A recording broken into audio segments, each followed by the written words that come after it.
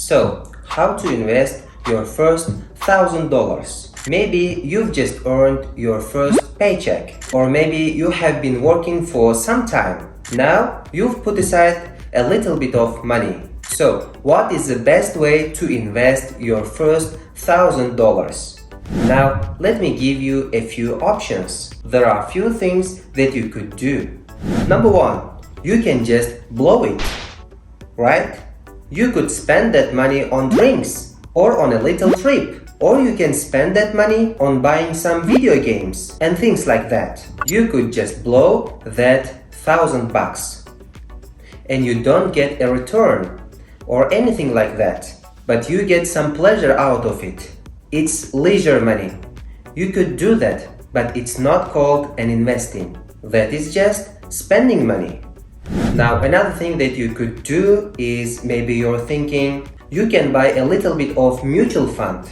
You can buy cryptocurrency, or you use that money for something else. And you could do that too. The question is, even if you put that money aside and invest it for a long term, how much of a difference does it actually make to your financial future, right? Another thing that you could do, maybe you have some credit card debt, or maybe you have some debt that you want to pay off that has a high interest rate. Obviously, if credit card, it's gonna be very difficult for you to put that $1,000 to work. That will get a better return than that interest that you're paying for your credit card. So maybe use that money to pay off your debt. That may be a way to go as well. But so I always say you don't really actually have a debt problem. You have an income problem, right? Think about the debt that you have right now, the amount of debt. Maybe you have a few $1,000s in debt, or maybe you have tens of $1,000s in debt. In some cases, maybe $100,000. Your student loan, your mortgage, your credit card, whatever that you have. But I want you to think about it with your current income. How much you're earning right now? Comment below. How long would it take for you to pay off that debt with your current income? The money that you owe to other people. Chances are so long time. So you don't have a debt problem, you have an income problem. And at the end of the day, your income problem is actually your skill problem. You don't have an income problem, you have a skill problem. You don't have a valuable skill that you can offer to the marketplace in exchange for more money, so you can earn more income. So I'll share with you what to do if I have $1,000. But before, hi everyone, this is Ibrahim, and in this video I'm gonna explain you how to invest your money so you can get more value and more income in the future. Watch this video until the end. And if you didn't subscribe to my channel, make sure you subscribe and hit that thumbs up. Number one, I did not just go out there and just blow it and spend money on stupid things. I did not do that. Number two, I did not use that money to pay off the debt, because I was owing people so much money that little bit of money didn't help, because all the money that I owe, more than $60,000, and that $1,000 didn't even make that much of a difference, and I know that wouldn't make a difference. Number three is that you shouldn't probably try and open an investment account.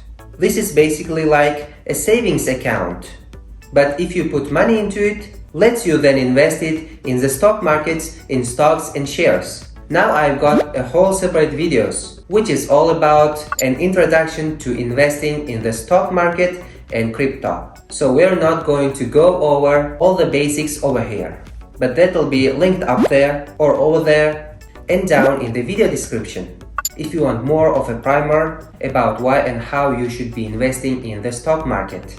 Now, for example, in countries like the US and UK, you do have to be over 18 to invest in the stock market as an individual. And so what you need to do is you need to ask your parents or your guardian or whatever to open up some investment account for you, like custodial joint accounts that they're called in the US, or junior ISAs like they call in the UK.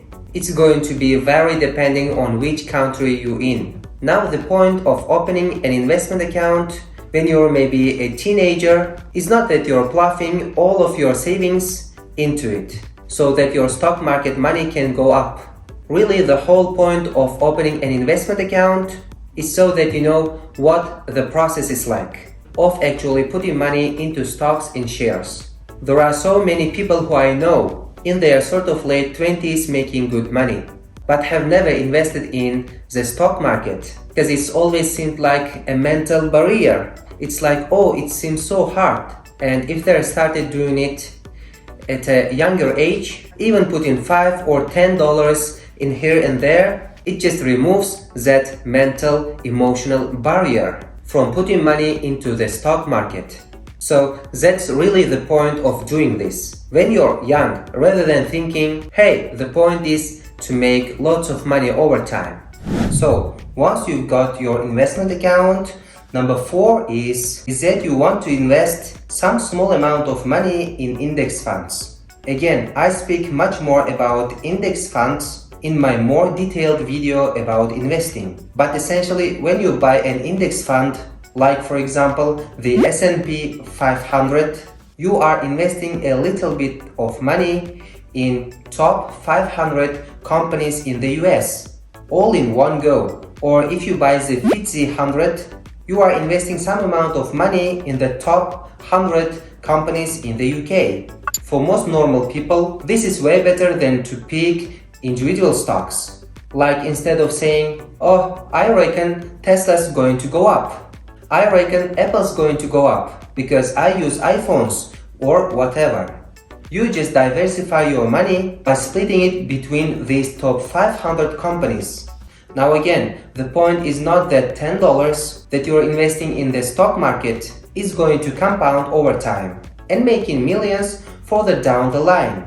It will compound, and that is a good thing, but it's negligible compared to the amount of money that you are going to put into investments as you start earning real money. But the whole point is that it just gets you familiar with the experience. It gets you into that investor mindset of when you have spare cash thinking, you know what, I can just check it into S&P 500. I can check it into an index fund and not think anything of it. Whereas if you wait until you're 25 to do that, it's going to be a big mental and emotional hurdle. So you should get over that hurdle when you're a teenager.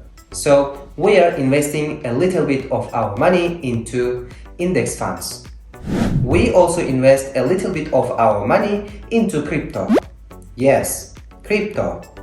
Crypto these days really interesting asset class. Interesting to learn about it. Interesting to follow. If you want to educate yourself about crypto, there are lots of channels here that do that. I've got a video up there or there about an introduction to Bitcoin. And again, I'm not saying put all of your money into crypto. You can lose your money because it's a very high risk investment. What I'm saying is put a little bit of money into it. Make an account on Coinbase, linked in the description. Verify your ID, all of that things. Make an account in whatever crypto brokerage platform that exists in your country that is safe and reputable, and put few dollars in here and there into something like Bitcoin or something like Ethereum or Cardano. And again, the point is not that you are going to be suddenly become a crypto billionaire and kind of money goes to the moon. It's more that you get an idea of what it's like to invest in this asset class, and you educate yourself more about what it's actually like to invest in crypto and all the stuff around Web3. And really, there is nothing like actually having skin in the game and actually having money invested in something like Bitcoin and Ethereum to really encourage you to explore it and take it seriously. And really, the educational value of investing in crypto is why I'd recommend it for teenagers rather than money going to the moon or anything like that. Number 6. I'd invest my money into myself. I believe the best investment that no one could compete is you invest that dollars into yourself, improving yourself. Now for some, it may be taking a public speaking course, going to Toastmasters, spending a couple $100 to improve your communication skills so you could be more confident when you talk to people. For some, maybe it's going through a personal development course that would help you to develop that self-awareness, knowing yourself more. And for some, it's maybe learning how to sell. Or for some, it's learning how to talk to people. For some, it's learning how to do copywriting. Or for some, how to start your YouTube channel. Or how to do digital marketing.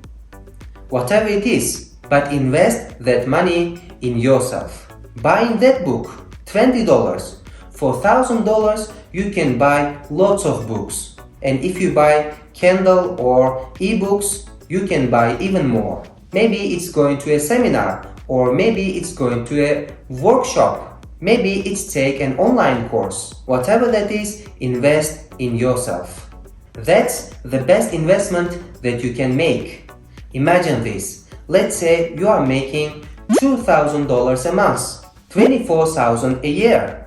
But by using that $1,000 and you invest in yourself, improving your skills, improving your confidence, improving different areas of your life, so you can deliver more value to the marketplace. Now, let's say, hypothetically, you double your income. Instead of making $2,000, you are making $4,000 a month. $4,000.